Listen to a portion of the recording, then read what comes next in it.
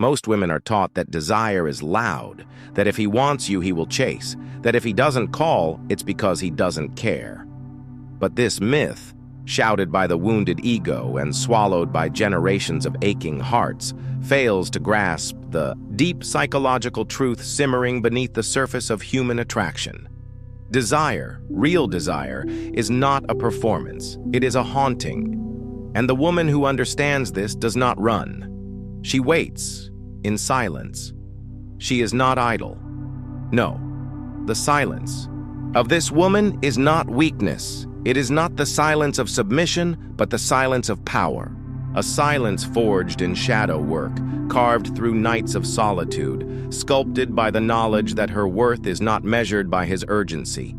She is the embodiment of the unconscious feminine, still, yet stirring, distant, yet consuming. She exists like the moon, ever present, unreachable, and shaping tides without ever moving a step. You've seen her. Maybe you've been her. Maybe you've been afraid to become her. She doesn't chase texts or scan social media for breadcrumbs. She doesn't twist herself to be palatable. And though men are drawn to her like moths to fire, she does not fan the flame. Because the woman who waits in silence has stopped playing games designed to prove her value. She knows she is the game. She is the test. In Jungian psychology, this woman embodies the archetype of the anima in its integrated form, not the shallow, performative femininity praised by societal conditioning, but the deep, magnetic essence of the divine feminine. She waits not for his attention, but for the man who has done his own descent into the unconscious, the one who has wrestled with his shadows and slain the ego dragons that prevent true intimacy. She waits not for validation, but for a mirror, a man who sees her not as an object, but as a symbol of something eternal. And what happens when a man meets her silence? The unconscious begins to stir. His projection shatters. Suddenly, he cannot figure her out. She is not desperate, not predictable. She does not seek his approval, nor does she fear his absence. And in that space, in that maddening gap where ego tries to grasp and fails, his real longing is born. Not for possession, but for communion. Not for conquest, but for union. She becomes the invitation to his own inner work, the archetypal call to grow beyond the boyhood of reaction and into the manhood of reflection. But do not mistake her silence for waiting on him. She is not holding her breath. She is holding her boundaries. In a world that teaches women to give away pieces of themselves in exchange for attention, her refusal to do so is rebellion. She is not cold. She is clear. Her stillness is not absence of emotion, but mastery over it. She has cried the tears already. She has felt the ache of abandonment and turned it into alchemy. What remains is presence, pure, undiluted, unafraid. You may wonder how a woman becomes this way, how she learns to sit in that unbearable silence, resisting the temptation to fill the space with words, apologies, explanations, or noise. The answer is found not in strategy, but in suffering. She has been through the fire. She has been the woman who begged, who chased, who tried to earn love with sacrifice. She has tasted humiliation, rejection, the sting of emotional breadcrumbs. And she has chosen, in her own quiet revolution, never to return to that hunger again. So she waits, not for him, but for clarity, for resonance, for a reflection that does not distort her light. This is not passivity, it is power reframed. The Stoics knew it, that detachment is not indifference, but the refusal to let one's soul be governed by what lies outside one's control. She has adopted this, not from bitterness, but from wisdom. And still, in the dark corridors of his mind, he feels her. Her silence is not empty. It echoes. It awakens his own abandoned emotions, the feminine within him that has long been denied. It calls to the part of him that knows there is more than conquest. more than performance. It whispers of depth, of stillness, of home. Because the woman who waits in silence is not unreachable. She is simply not available to men who do not reach inward. The woman who waits in silence becomes the axis around which the unconscious male psyche turns. Her presence, so quietly potent, so fiercely untethered, forces a confrontation within the man. She does not speak his language of linear pursuit and quick gratification. She speaks in symbols, dreams, delays. She is not bait, she is a mirror. And what he sees in that mirror is often unbearable. His own emptiness, his ego's fragility, his inability to sit in the unknown. Desire, when stripped of ego, is not a chase, it is a recognition. And she offers no chase, she offers space. Space wide enough for him to meet himself, unmasked. That is why the uninitiated man misreads her. He calls her hard to get, distant, too complicated. But what he cannot name is her, gravity. He feels it pulling him inward, toward something primal and sacred, and it terrifies him. Because true feminine power does not flatter the ego, it shatters it. The silence she offers is not a tactic, it is a ceremony. She waits like the priestess at the threshold, allowing only those who have wrestled their inner beasts to pass. If he is still ruled by his impulses, if he flees discomfort, if he fears the feminine within himself, he will find her unbearable. Her depth will feel like drowning. Her mystery will feel like manipulation. And he will retreat to shallower waters, where validation is cheap and women echo his projections. But the man who stays, who does not flee the silence, he begins to feel something else. Not just desire, but reverence. He begins to understand that her stillness is not absence, but containment. She is not waiting for him to choose her. She is choosing herself. Every hour she sits with her longing instead of acting on it. Every time she lets the phone stay silent. Every time she allows the ache to rise and pass without reaching outward. She is building an altar to her own soul. That kind of discipline is rare, and it is what makes her sacred. Modern culture praises immediacy, texts back in seconds, performs emotions on screens. But this woman has turned her back on all of it, not because she is afraid of love, but because she has come to know the price of performing it. She does not need to be seen constantly to feel real. She is no longer addicted to response. Her self-worth no longer hinges on another's availability. This makes her dangerous, not to healthy love, but to the illusions of it. To the man who has lived on surface connections, who confuses possession with intimacy, she is a paradox. She responds with detachment. She loves with restraint. She holds back, not to punish, but to protect the sanctity of her energy. Her silence is not passive aggression, it is filtration.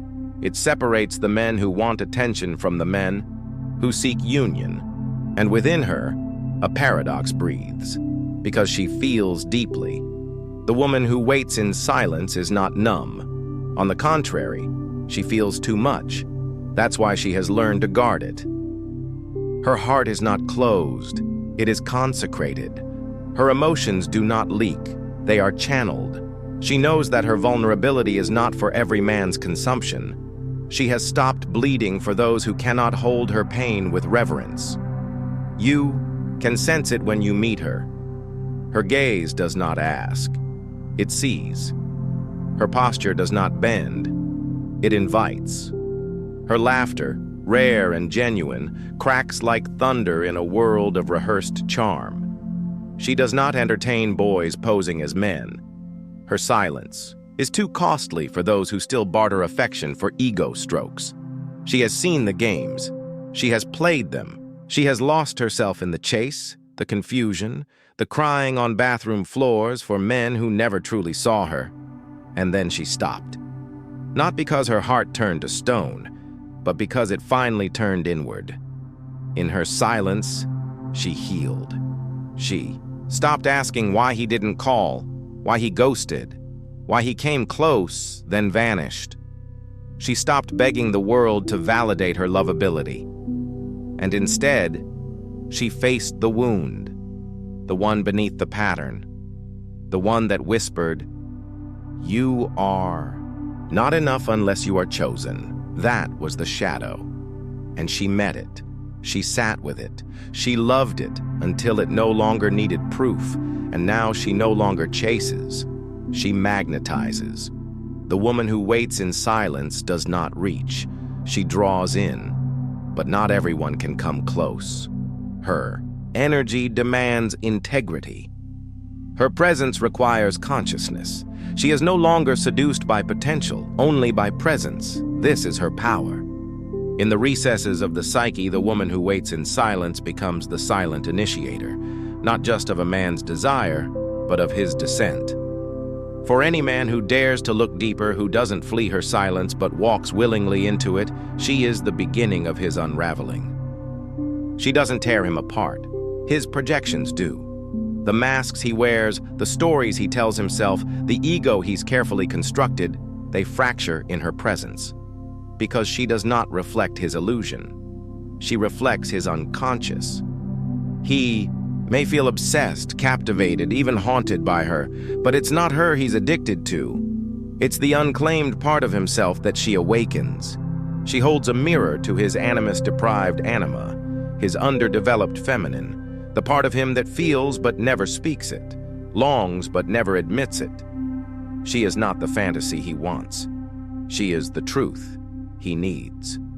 And truth has always been terrifying to the parts of us that are still performing. In Jung's teachings, the integration of the shadow is a holy ordeal, a breaking of identity and the death of illusion. And this is what she requires. Not through words, not through ultimatums, but simply by refusing to collapse herself into a version of femininity that soothes his immaturity.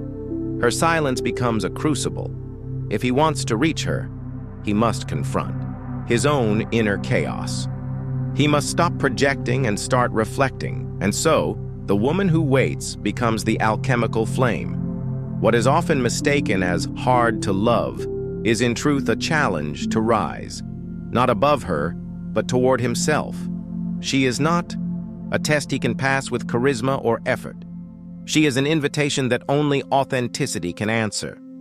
Her energy is not coy, it is clear. And that clarity, that refusal to play roles or pander to needs, exposes everything false around it. The woman who waits in silence is the death of manipulation. She has learned that love is not about proving, pleasing, or persuading. It is not about constant availability. It is not about throwing herself at a man to convince him she's worthy.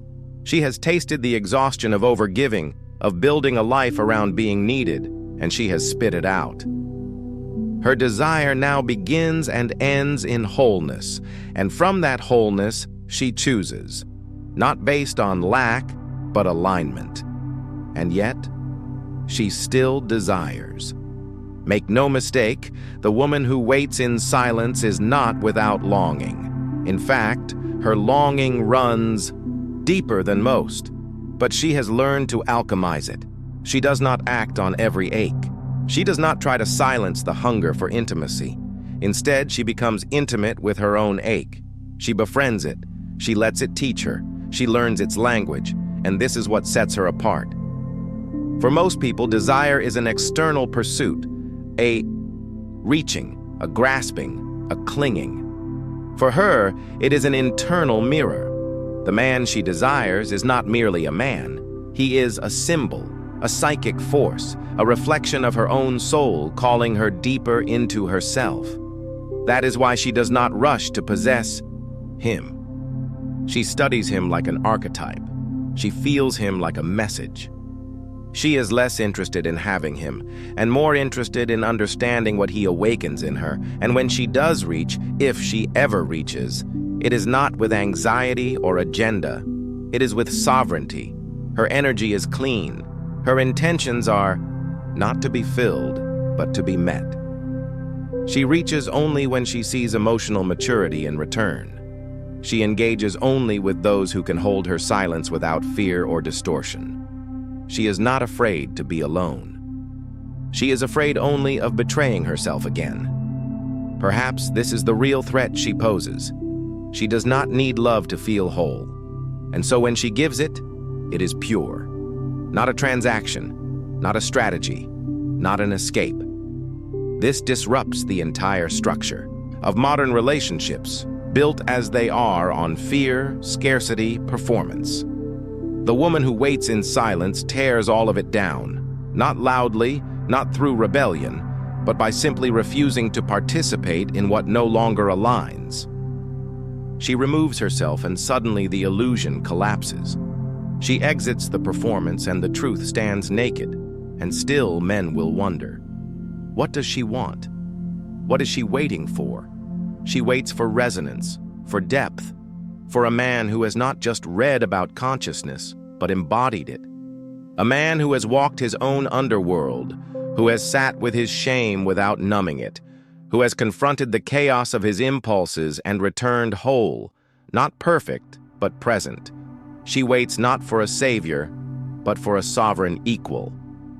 Not every man will understand this, but the right one will feel it in his bones.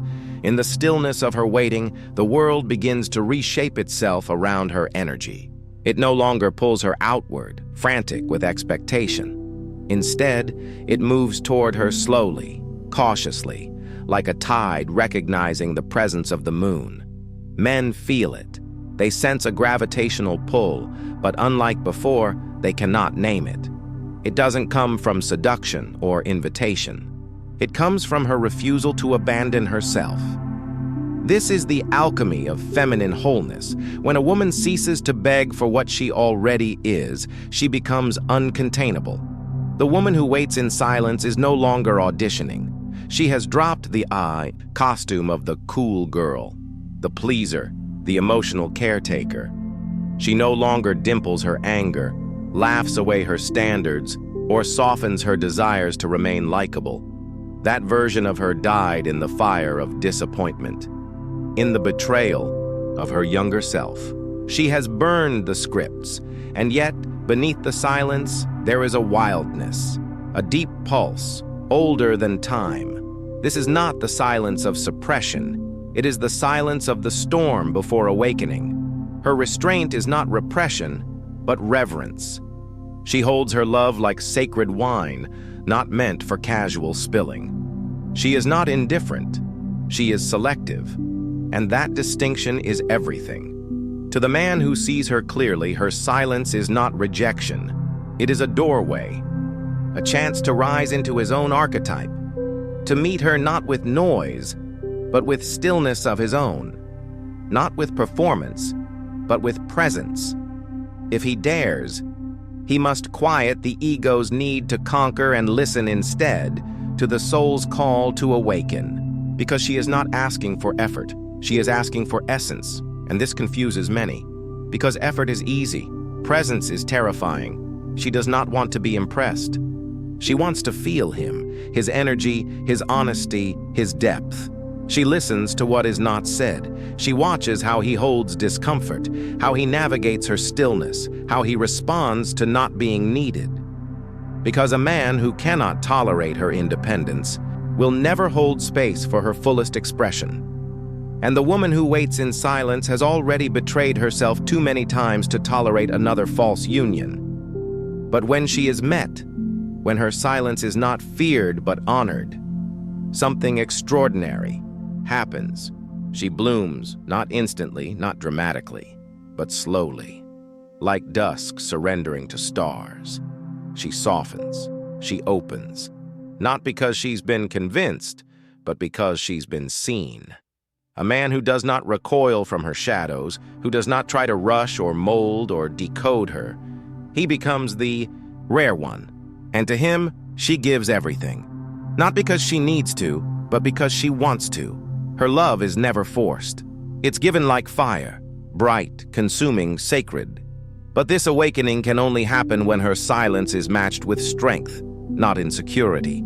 She cannot blossom in the presence of doubt. She cannot surrender to a man still trying to prove his masculinity by controlling what he does not understand. The masculine she waits for is not dominant, it is grounded, not aggressive, but stable. He does not fear her silence because he has sat in his own, for he too must become the archetype. He must no longer chase love like a boy hunting approval. He must step into sovereignty, meet the chaos of his past, unlearn the lies of conquest. Only then can he stand before her as an equal. She does not need perfection. She needs truth. She does not require certainty. She requires courage, the courage to be still, to stay, to feel without fixing. And when he holds her in this way, when her silence becomes his sanctuary, she reveals herself. Not all at once, but in layers. She gives her mind, her rage, her softness, her eroticism. She lets him into the kingdom she once guarded like a fortress, because she no longer needs the armor. She is safe not because the world is safe, but because she trusts her own ability to walk away from anything that does not meet her fully, and still, she will retreat when needed. She will return to the silence, not as punishment, but as practice. Because the woman who waits in silence has learned that her worth is not something a man can give or take. It is not reflected in his choices, his speed, or his capacity. Her worth is hers. And even when she loves without losing it. To desire her is to face one's own unconscious. To love her is to step into the mythic. She is not a girlfriend, she is a force. She exists where the soul speaks in symbols, where longing becomes transformation. She does not wait for texts, she waits for resonance, for soul recognition, for the energy that whispers, "I have met myself, and now I see you." And so she waits, not in passivity, but in profound alignment. The woman who waits in silence is not suspended in time, counting the minutes of his absence. She is not frozen in longing. She is moving inward, ever inward, toward her own becoming. Her waiting is a spiral, a descent into herself, a sacred dance with the archetypes that live in her blood. She has met the mother, the nurturer who overgave and forgot herself.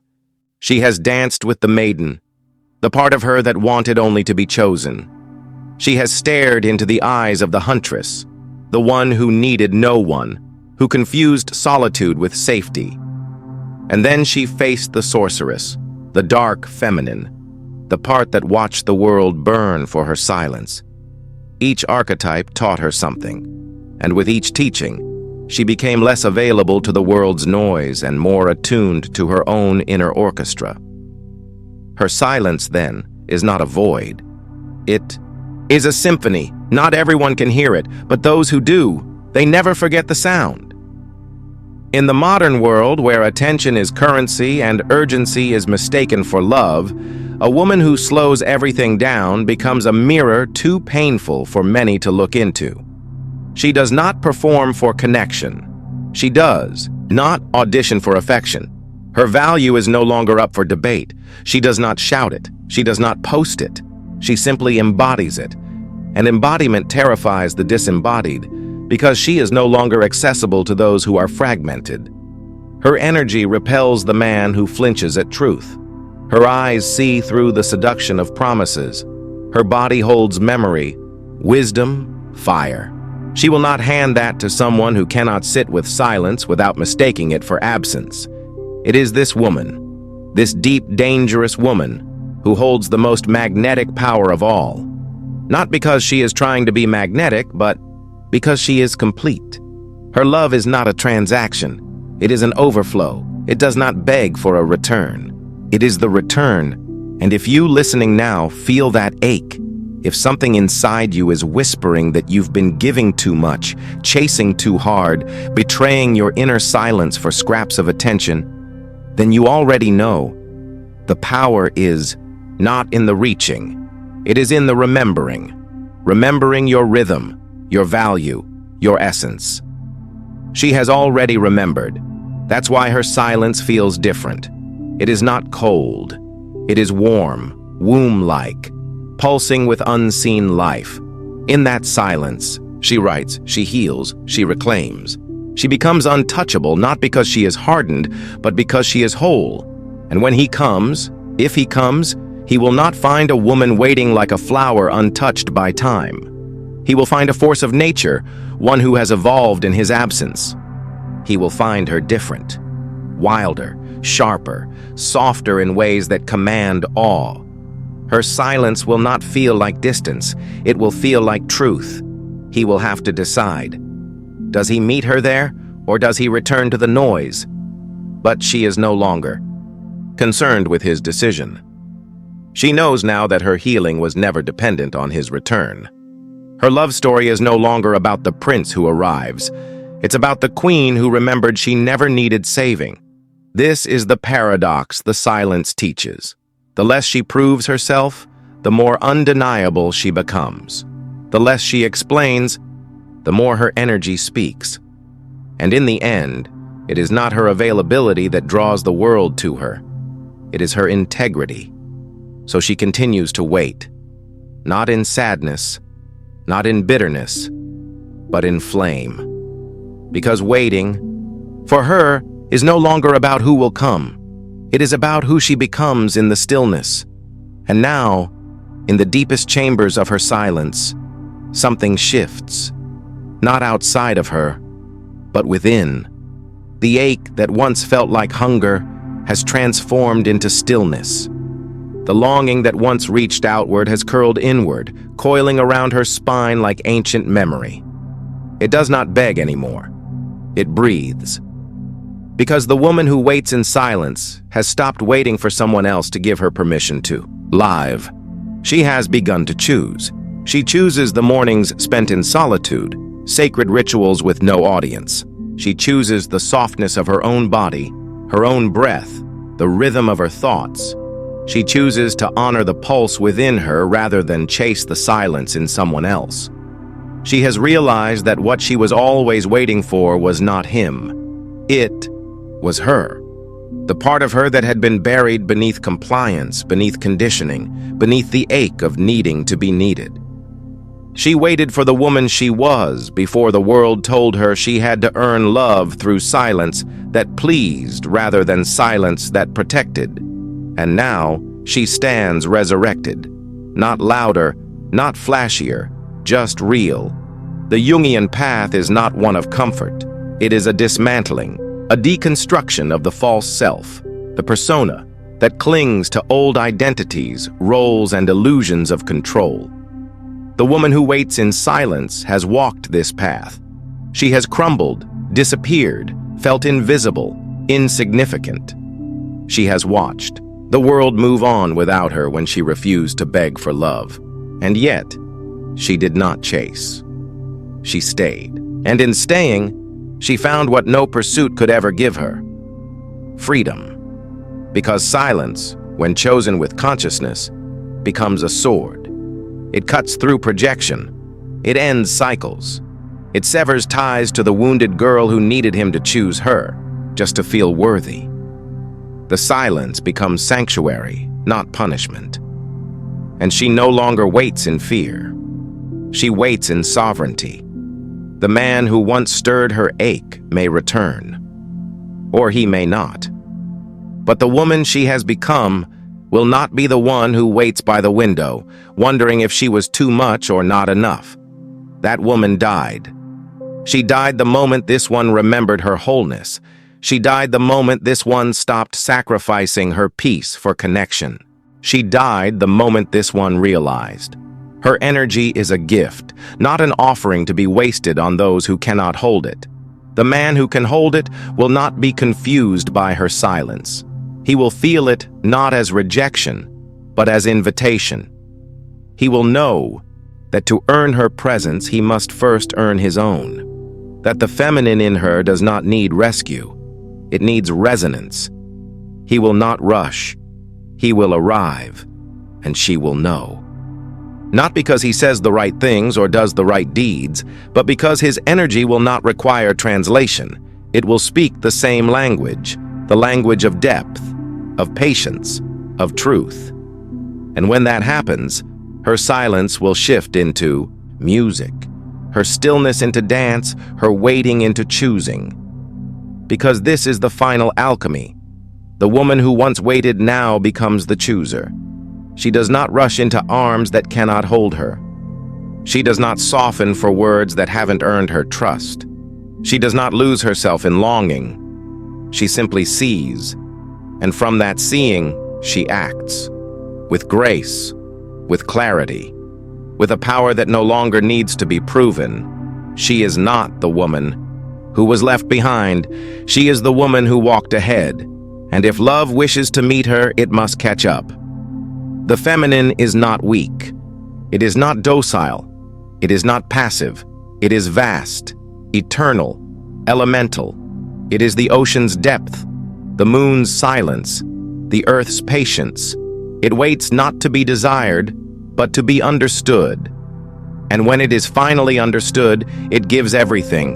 The woman who waits in silence has remembered this, and now her love is no longer a question. It is a knowing, a flame that needs no fuel, a rhythm that moves only to the beat of her own truth.